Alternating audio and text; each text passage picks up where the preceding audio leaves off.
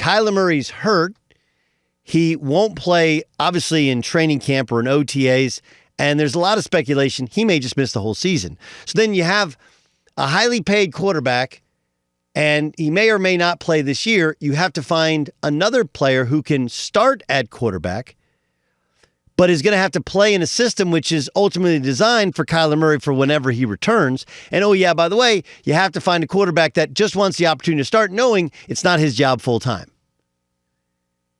And the roster is kind of a mess, right? Like they tried to patch holes with like J.J. Watt. He retired. He was kind of washed. They're trying to move off of Nuke Hopkins, who still productive but had the PED suspension, doesn't practice, right? Wants another contract, huge money. Like they got some issues there. But when your highest paid player is your starting quarterback and he's not going to play for at least the first half of the season, maybe more, it's going to be a tough year. But what about that quarterback?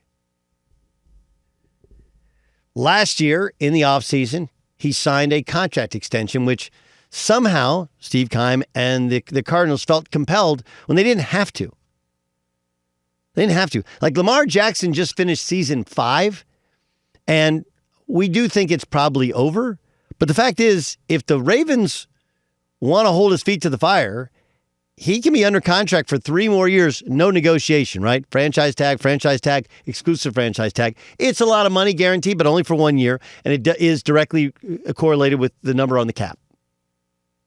Not a perfect scenario, but they could do it. So the Cardinals had Kyler Murray under contract for at least 2 and as many as 5 more years without any negotiation, and still gave him a new deal. But in it was that little clause. Hey, dude, you got to do a little bit of homework when you're at home. And what I found to be hilarious with the narrative was like, this whole discussion came out after the contract was signed. So either Kyler Murray and his representation, and I know his representation, so I don't believe it's the representation. Either Kyler Murray and his representation just overlooked it, or they approved it. I still don't understand the backlash. Like, it's just like players now getting mad at the CBA. Like, you guys approved the CBA. There's nothing really to argue about. The terms are agreed to. You signed it. It's done. But there was the clause about his work study outside of the practice field, right? That they were going to check his iPad.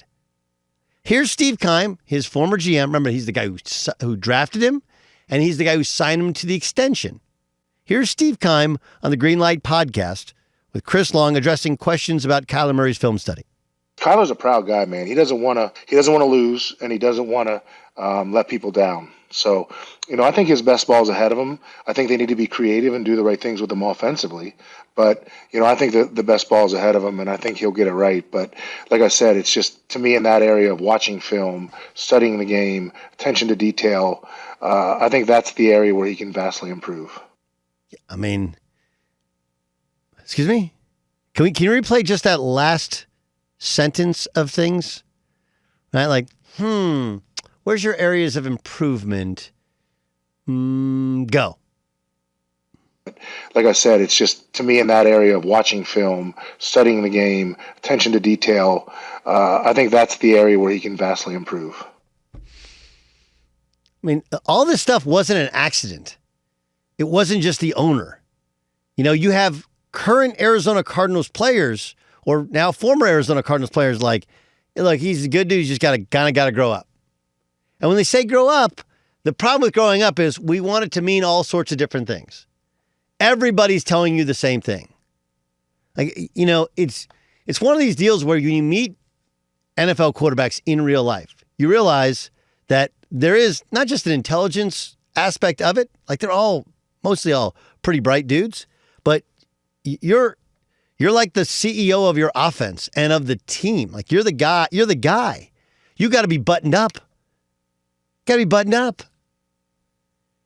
You may feel like Brett Favre, and I didn't know what a cover 2 was until, how many years in the league story.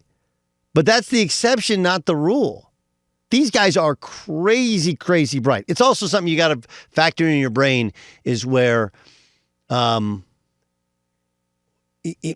Compared to regular human beings, they're all much brighter than the average human being. The average IQ is 100. Like all these guys are in the 120s to like 140s, right? But when you're on the 120 scale or slightly below that, you can be dumb, but dumb for a quarterback is all relative. You understand, right? And no one's saying that he's dumb, that he doesn't retain. They're saying he just doesn't do the work. And this is a lot like, it's a lot like, have you ever watched the Weather Channel during hurricane season? If you watch the Weather Channel during hurricane season, there's a little bit of a freak out to it, but they'll do this stuff where they'll go to the tropics and they'll be like, there's a tropical thing forming here. And what they're telling you is like, hey, in a week or maybe in 2 weeks, like that's going to be a problem. Right? Or maybe tornadic activity is even better. Like I think, Sam, you spend time obviously in Iowa, right? Music's from California, so he doesn't know. I think most people who don't live in tornado country think these things come out of nowhere and they're like a thief in the night, right? Like all of a sudden you're just sitting there and you go up to get some tea and then all of a sudden there's a tornado and it sucks a cow out of your pasture and knocks down your barn and then disappears again, right? That's what they think. It's not really what happens, right? They can tell you like in advance, like, hey, on Wednesday, they know there's a dry line, a front, and this is going to be a bad day, so keep an eye on the weather. And then they're telling you all week leading up to it. And then the morning of, it's like, hey, 3 p.m, this is coming. And then even when they see a tornado, they'll give the times like it's going to be in Okmulgee at 5:15, then it's going to be in Nowata at 6, then right? And like they tell you all these things are coming. And look, you either get the hell out of the way, okay? Or get into a shelter, get into a storm shelter. Hopefully you have one.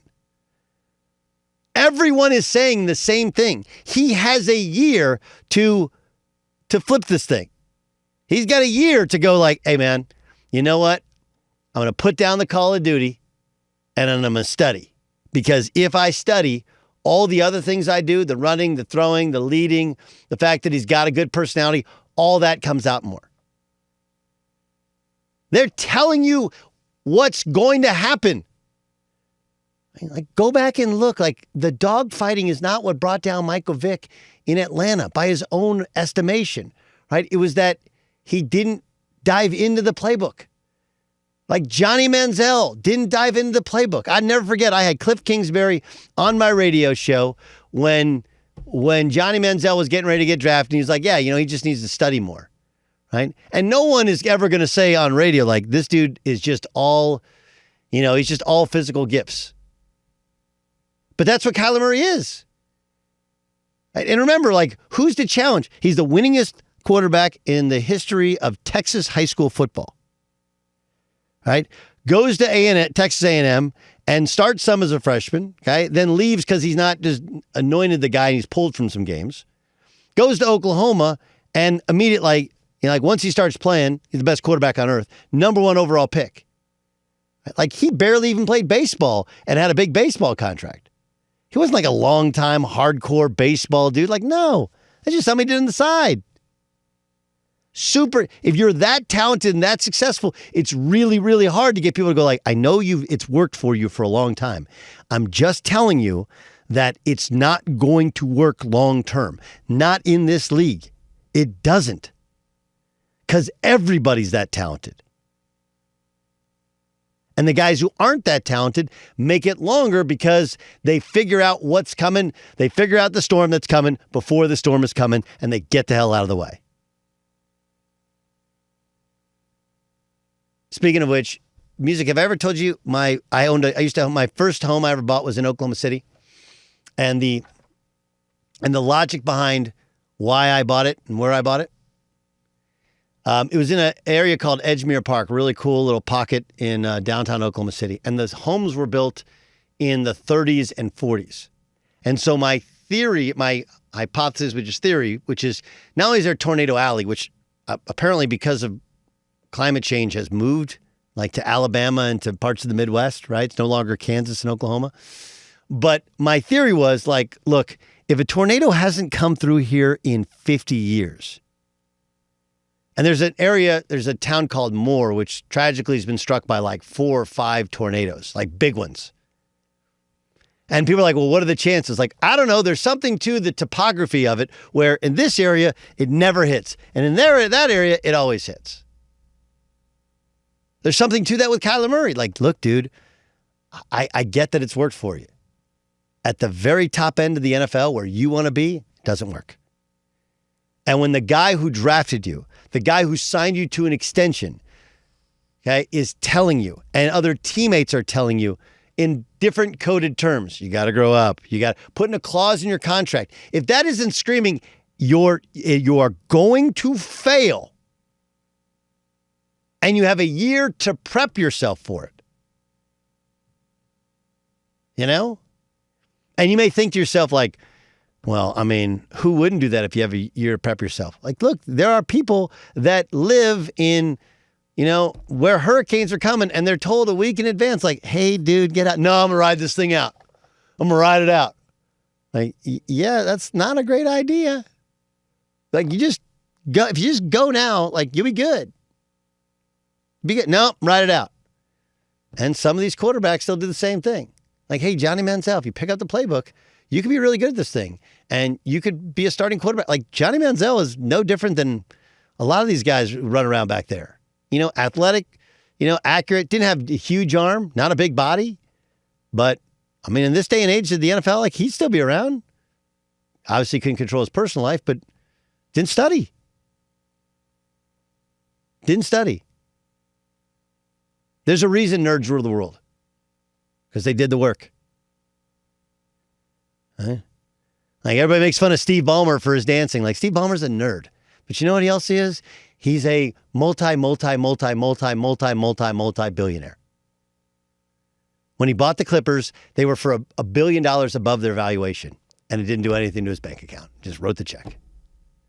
Nerds rule the world because they study. It's not really that. There's nothing more to it than that.